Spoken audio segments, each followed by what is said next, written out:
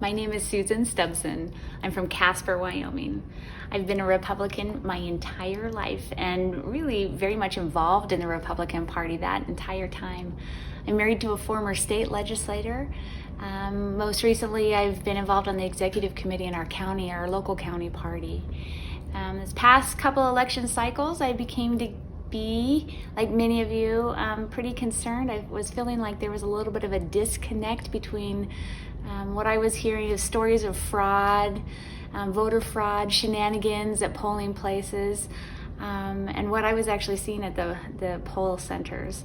You know, Wyoming is a really small community, and so many of the folks that are county clerks and those that routinely work at these polling centers, they're hardworking people. This is their day in and day out job, and I felt like this kind of narrative undermined their good efforts. We had no problems with elections before, similar to statewide. So I volunteered to work for the polls the past couple election cycles, really starting in 2016.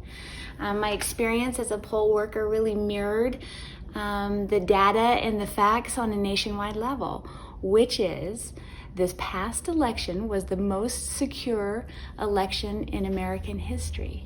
Our voting process is fine. Elections, the ability and the freedom, the gift to be able to vote is one of the most critical components of the democratic infrastructure.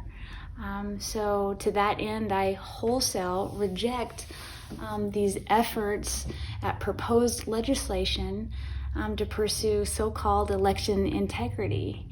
I think that is irresponsible. I think it erroneously continues to churn a perception that widespread voter fraud exists. It does not. This is pure political theater. Designed, it allows our elected officials to jump on a false bandwagon, and I think it's a great disservice to their constituents, you and me. It's harmful to voters, and it's dangerous. So because of that, yes, I've certainly lost faith in our political leaders for jumping on this bandwagon. That said, although it represents a good many of our leaders, particularly those at the highest level of government, it does not represent all of our Republican leaders. Those in office, Liz Cheney from my home state, obviously, it comes to mind. So I have committed to do two things. One, hold those in office accountable for continuing to perpetuate this myth. It's unproductive and it's dangerous. The second thing, which is more of the long game, if you will, I've committed to helping supporting and encouraging those Republican officials in office, those that are pushing back against this mindless and nonsensical narrative. I would encourage you to reach out to your local legislators in your communities and visit with them and encourage them to do the right thing.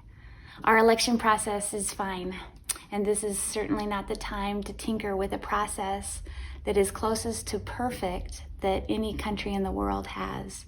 This is a great country. If it ain't broke, don't fix it.